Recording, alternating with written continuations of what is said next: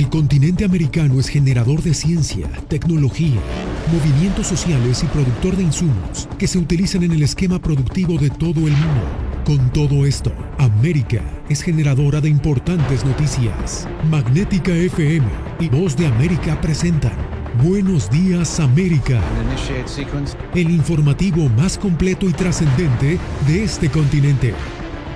Bienvenidos. Buenos Días América. Good morning, America. Bienvenidos.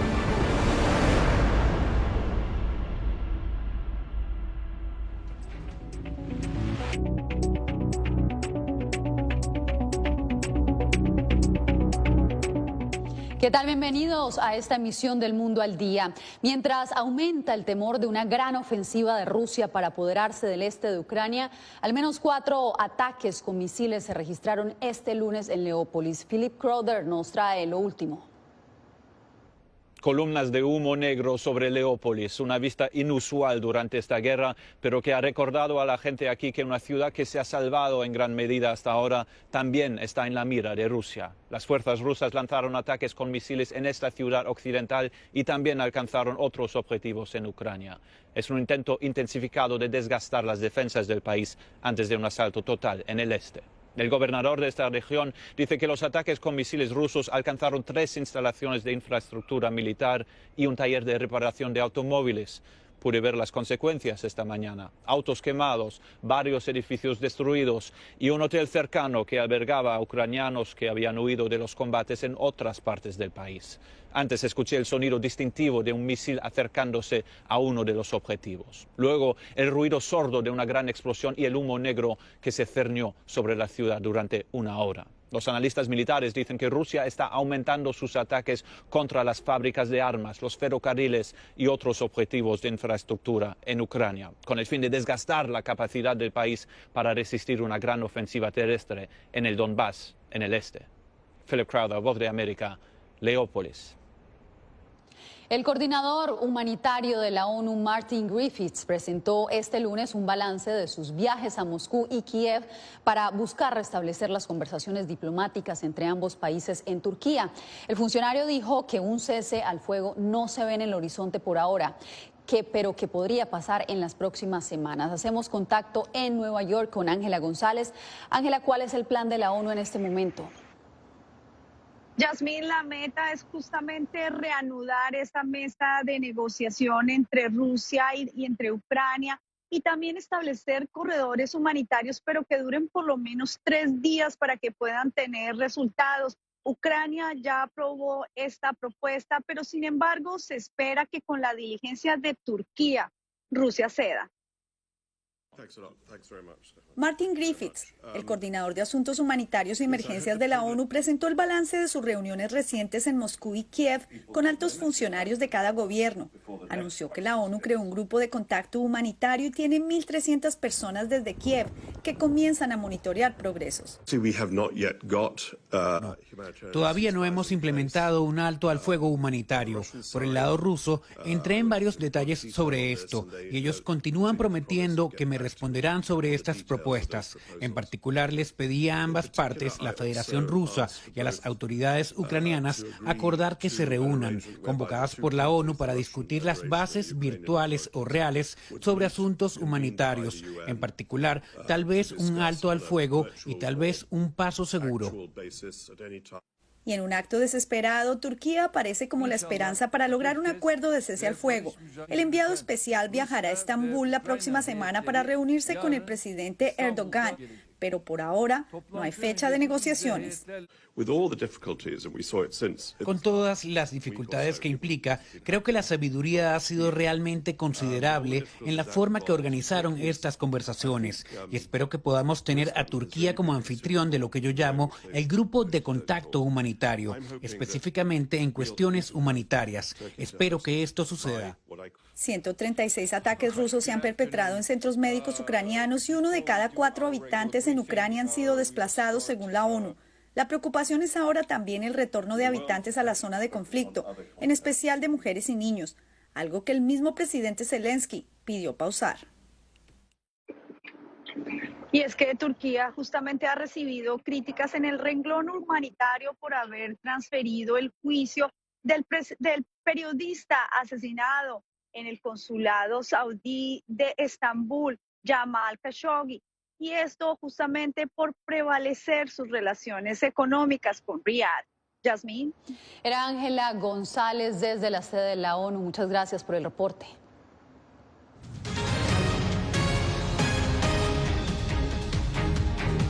El gobierno de Texas continúa enviando a la capital estadounidense a migrantes que han llegado a la frontera sur sin la debida documentación. Esta es una de las medidas que anunció el gobernador Greg Abbott en rechazo a las políticas migratorias de la administración Biden. Diva Lizette Cash habló con algunos de ellos. Luego de recorrer casi 2.800 kilómetros durante más de 40 horas desde Del Río, Texas, hasta Washington, por orden del gobernador Greg Abbott, estos migrantes consideran la travesía como una ayuda para desplazarse dentro de Estados Unidos luego de haber sido procesados y liberados por un centro de detención en Texas. Y de ahí nos dijeron que nos podían prestar la ayuda hasta acá.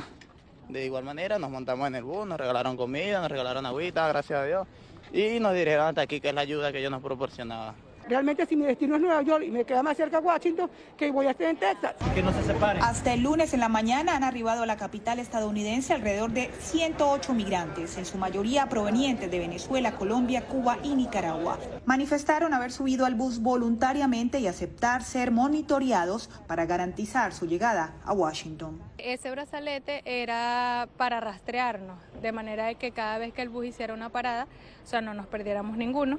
Y nos los quitaron al momento de llegar acá, antes de bajarnos del bus. Hasta el momento, organizaciones comunitarias y religiosas en Washington reciben a los migrantes para ayudarles a navegar sus procesos legales y cómo llegar a su destino final. Para que califique si tiene la habilidad de poder pelear un caso de asilo o de cualquier otro remedio que tengan migratorio, pero también van a ser necesidades de vivienda, necesidades de empleo, ¿verdad?, de salud, para asegurar que se empiecen a integrar a la comunidad. Aunque hasta ahora el Departamento de Seguridad Nacional no se ha pronunciado sobre este proceso, según el gobernador Abbott, más de 1.6 millones de migrantes han llegado a la frontera sin documentación durante los últimos 15 meses, por lo que tiene dispuesto a 900 buses para enviarlos hasta la capital. Diva Lizette Cash, Voz de América, Washington. Se acerca la fecha de la derogatoria del título 42 y 21 estados del país le están pidiendo a la administración Biden anular esta decisión que le permite a las autoridades migratorias expulsar a los migrantes apelando a razones de salud pública por la pandemia. Laura Sepúlveda nos informa que 3 de estos estados son demócratas. Los gobiernos demócratas de Kansas y Kentucky integran el grupo de 18 estados que se unieron a la demanda inicialmente presentada por Arizona, Missouri y Luisiana, el último también demócrata, contra la decisión de la administración Biden de anular en mayo el título 42, una medida sanitaria que permite la expulsión expedita de indocumentados invocando la pandemia. La abogada de inmigración Claudia Bernal explica que aún sin título 42 será difícil obtener asilo en Estados Unidos. Nos afecta a quienes están buscando llegar o a quienes están buscando ser admitidos al país. Ese espíritu de esperanza o de una administración un poco más amigable al inmigrante se ha malentendido. Las leyes no han cambiado. Los requisitos para pedir asilo son los mismos. Los procesos para deportar a personas que recién estén ingresando también son los mismos. Por lo que explica que la decisión de un juez definiría el futuro del título 42 a derogarse a mediados de mayo. La Fiscalía de Florida expresó preocupación sobre esa posibilidad. El Departamento de Seguridad Nacional estima que ya podría haber 25,000 migrantes esperando en refugios al sur de la frontera que buscarán ingresar a Estados Unidos una vez que la orden ya no esté en vigencia. La Fiscalía agregó: acabar con el título 42 sería un desastre y aumentaría el caos en la frontera suroeste, que está facilitando que los carteles de droga y contrabandistas de personas avancen con sus prácticas ilícitas en nuestro país. La demanda, inicialmente firmada por 3 estados a inicios de abril, ahora está suscrita por 21 estados y ha sido presentada en contra de diversas agencias como los Centros para el Control y Prevención de Enfermedades, el Departamento de Salud y la Agencia de Aduanas, entre otros. Laura Sepúlveda, Voz de América, Austin, Texas. Ahora vamos con la historia de superación de un mexicano que emigró a Estados Unidos sin papeles. Aunque no podía ir a la universidad, aprendió por su cuenta, legalizó su estatus migratorio y fundó una compañía tecnológica que ahora da trabajo a decenas de personas. Anthony Belchi tiene su testimonio. Rubén Flores es un apasionado de las nuevas tecnologías. Llegó a Estados Unidos cuando tenía 13 años. Lo hizo junto a sus padres, quienes decidieron hacer las maletas y salir de México en busca de una vida mejor.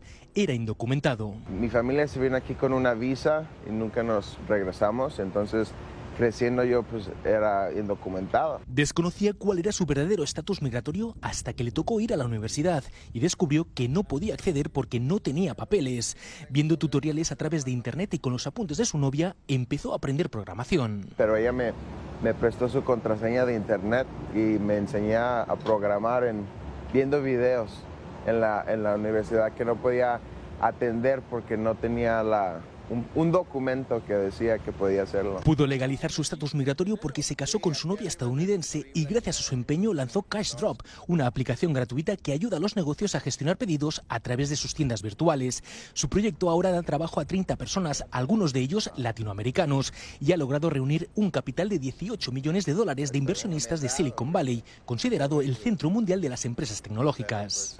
Miles y miles de millones son invertidos en compañías cada día, pero aún así solo 1 o 2% de todo ese capital va a fundadores latinos. Rubén tuvo suerte, pero asegura que historias como las de él, de jóvenes indocumentados con gran potencial, hay muchas en el país. Yo me siento como la excepción de la excepción, pero se necesitan más, no puedo ser el único. Por eso pide que se busque una salida legal cuanto antes para esos jóvenes sin papeles que ahora viven en la incertidumbre. Anthony Belchi, Voz de América, Miami.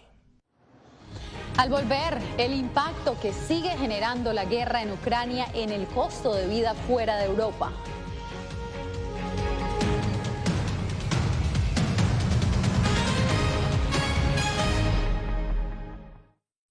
El 24 de febrero cambió la vida de millones de ucranianos.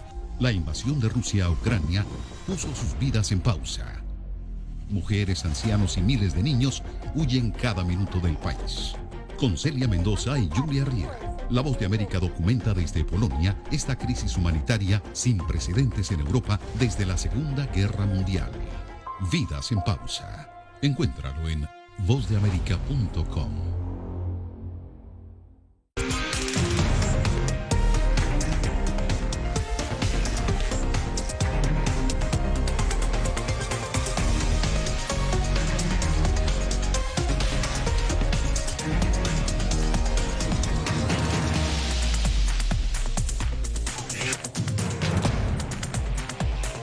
Venezuela 360, cada semana por La Voz de América.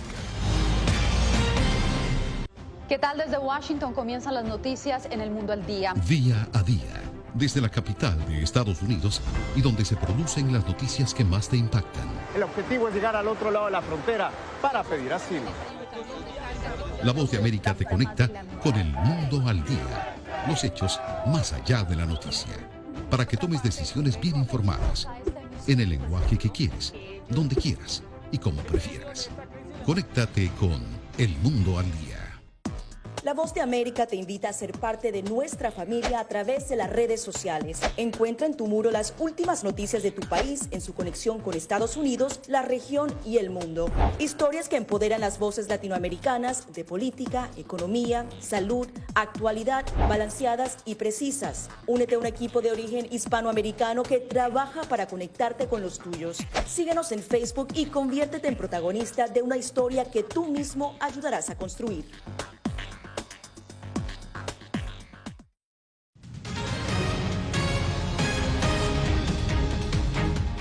Tras un riguroso y largo debate en la Cámara de Diputados de México, los partidos de la oposición se unieron para impedir la reforma eléctrica propuesta por el presidente Andrés Manuel López Obrador. Javier Egar nos trae los detalles. El proyecto de reforma constitucional del sector eléctrico, que buscaba limitar a las empresas privadas y extranjeras en la industria de la energía eléctrica, se quedó a 57 de los 332 votos necesarios para ser avalado. El día de ayer se cometió un acto de traición a México. En apoyo al mandatario, el partido en el poder, Morena, sostuvo que los diputados perdieron la oportunidad de enmendar los errores del pasado, pero es el presente lo que preocupa a otros. Es una reforma que vulnera los derechos humanos. Y los derechos humanos están por encima y tienen supremacía sobre cualquier otro derecho. Por lo pronto, en las calles las opiniones están divididas. Los partidos como el PRD, el PAN y el PRI no les interesa el pueblo. Yo creo que a ninguno. Yo creo que todas sus propuestas han sido bastante bateadas. Ante el entierro de la reforma en la electricidad, López Obrador envió al Congreso su iniciativa para cambiar la ley minera sobre la explotación de litio. El gobierno dice que el litio es parte angular de la estrategia energética y tiene que ser reservado para el Estado. A diferencia de la eléctrica, esta podría ser aprobada sin apuros porque no requiere de mayoría calificada. Javier Egar, Voz de América, Ciudad de México. Entre tanto, en Nicaragua, el precio del transporte sigue al alza. Donaldo Hernández nos informa que al gobierno de Daniel Ortega le llueven las críticas por no haber amortiguado a tiempo el impacto que la invasión rusa en Ucrania causaría sobre los precios del combustible. Los nicaragüenses que viajan al interior del país empezaron a pagar más por la tarifa de transporte. Las cooperativas de buses aumentaron sus tarifas en respuesta al alza del combustible como efecto de la invasión rusa en Ucrania. Algunos usuarios expresaron preocupación. Nos cuesta encontrar ese dinerito para gastarlo en ese pasaje y aparte llegar hasta nuestro destino, ¿verdad? Quienes tratan de reducir sus costos de movilización han decidido utilizar motocicletas, pero también han resentido el considerable alza en la gasolina. José Valdelomar dice que ahora recarga el doble de gasolina. Con la moto me afecta a mí porque yo hago mis mandados en ella y si antes le echaba 50 y hacía un recorrido más o menos, hoy le tengo que echar 100. Y ahí estamos, ¿qué vamos a hacer? Sociólogos y economistas advierten que el aumento del pasaje ya se suma a las dificultades que enfrenta más del 20% de la población para acceder a su alimentación. La FAO ha puesto al país, a Nicaragua, entre los 3 países que pasan más hambre en la región y solo nos supera Haití y Venezuela. Durante la semana, el gobierno no se pronunció sobre el aumento del transporte. Economistas critican que Nicaragua es el único país de Centroamérica que no ha implementado medidas para amortiguar el alza en los combustibles. Donaldo Hernández, Voz de América. Más adelante, Estados Unidos anuncia una cumbre mundial con la que busca ponerle fin a la crisis por el COVID-19.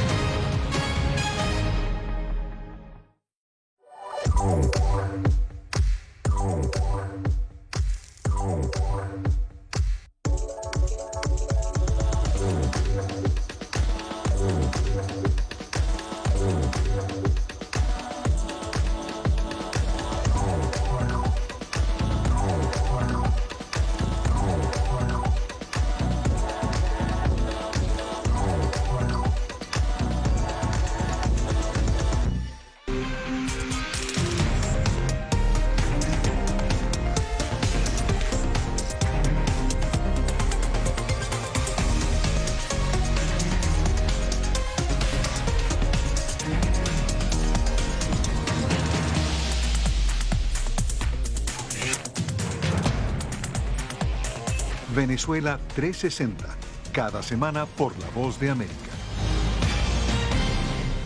¿Qué tal? Desde Washington comienzan las noticias en El Mundo al Día. Día a día, desde la capital de Estados Unidos y donde se producen las noticias que más te impactan. El objetivo es llegar al otro lado de la frontera para pedir asilo. La Voz de América te conecta con El Mundo al Día, los hechos más allá de la noticia, para que tomes decisiones bien informadas, en el lenguaje que quieres, donde quieras y como prefieras. Conéctate con El Mundo al Día. La Voz de América te invita a ser parte de nuestra familia a través de las redes sociales. Encuentra en tu muro las últimas noticias de tu país en su conexión con Estados Unidos, la región y el mundo. Historias que empoderan las voces latinoamericanas de política, economía, salud, actualidad, balanceadas y precisas. Únete a un equipo de origen hispanoamericano que trabaja para conectarte con los tuyos. Síguenos en Facebook y conviértete en protagonista de una historia que tú mismo ayudarás a construir.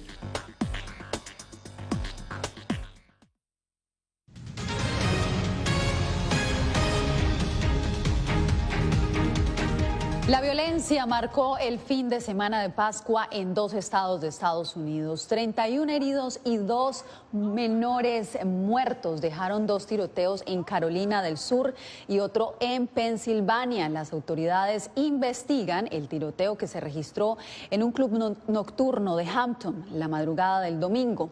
En Pittsburgh, una fiesta de adolescentes terminó con la vida de 2 jóvenes y al menos 8 personas más resultaron heridas. La mayoría de los cientos de personas en la fiesta eran menores de edad, según informó el jefe de policía de esa ciudad.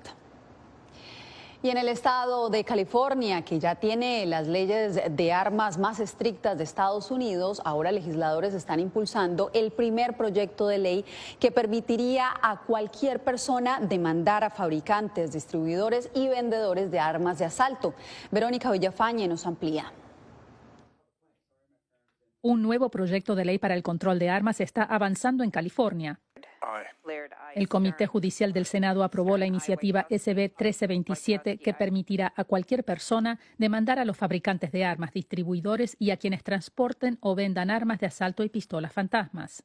La medida, promovida y respaldada por el gobernador Gavin Newsom, fue diseñada con el mismo mecanismo legal de la ley antiaborto adoptada recientemente en Texas. La idea es regular derechos constitucionales, pero hacerlo a través de demandas privadas. Diego Zambrano, profesor de leyes de la Universidad de Stanford, ha analizado la ley de Texas y sus implicaciones. Estas 2 leyes son comparables en que le dan a cualquier persona el poder de demandar y no necesariamente solo un oficial del Estado.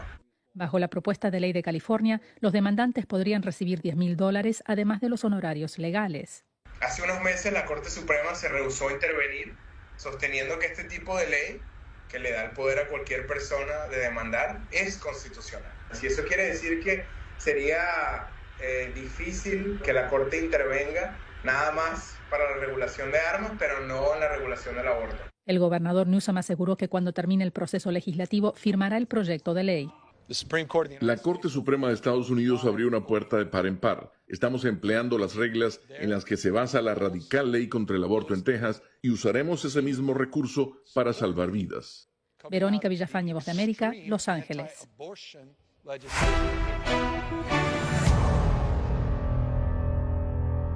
Un juez de Florida anuló este lunes el mandato nacional que obliga el uso de mascarilla facial en aviones y otros medios de transporte público por, según el fallo, exceder la autoridad de los funcionarios de salud de Estados Unidos.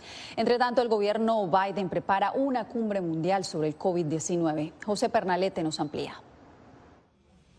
La conducción de los esfuerzos globales por el cierre de la etapa crítica de la pandemia será el objetivo de la próxima cumbre mundial. La Casa Blanca informó que el encuentro será virtual y está previsto para el próximo 12 de mayo. La reunión estará encabezada de manera simultánea por Estados Unidos, junto con la actual presidencia del G7 Alemania, la presidencia del G20 Indonesia. Senegal representará a África y Belice al Caribe. La pandemia ha matado a más de 6 millones de personas en el mundo. El COVID nos tomó absolutamente por sorpresa. Hace 2 años una de las razones más importantes es que no teníamos una buena cooperación internacional. China nos ocultó información crítica sobre la transmisión, particularmente la propagación asintomática, y necesitamos fortalecer esas relaciones internacionales porque una pandemia es global y necesitamos cooperación global. Precisamente, el gobierno de China ha confirmado la muerte de pacientes por coronavirus en medio del más reciente rebrote que ha obligado a las autoridades a recrudecer las medidas de mitigación. Los 25 millones de habitantes de Shanghái, la ciudad más grande de ese país, están confinados desde marzo. El domingo, Shanghái informó sobre 3 muertes por COVID-19.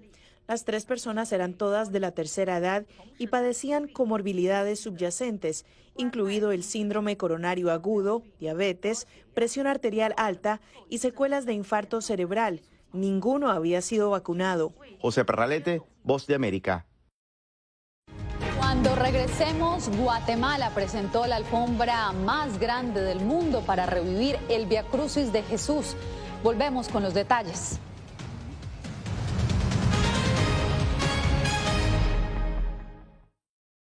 El 24 de febrero cambió la vida de millones de ucranianos. La invasión de Rusia a Ucrania puso sus vidas en pausa. Mujeres, ancianos y miles de niños huyen cada minuto del país.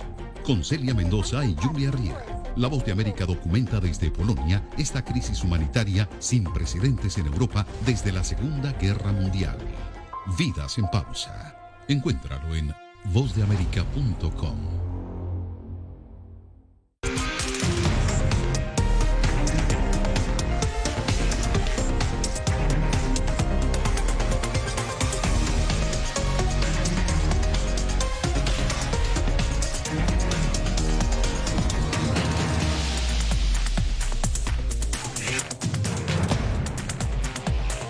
Venezuela 360, cada semana por La Voz de América.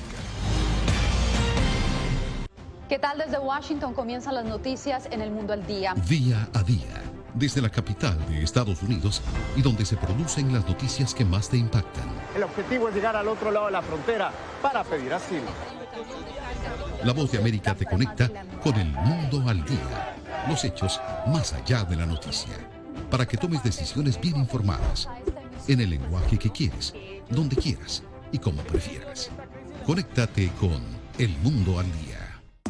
La Voz de América te invita a ser parte de nuestra familia a través de las redes sociales. Encuentra en tu muro las últimas noticias de tu país en su conexión con Estados Unidos, la región y el mundo. Historias que empoderan las voces latinoamericanas de política, economía, salud, actualidad, balanceadas y precisas. Únete a un equipo de origen hispanoamericano que trabaja para conectarte con los tuyos. Síguenos en Facebook y conviértete en protagonista de una historia que tú mismo ayudarás a construir.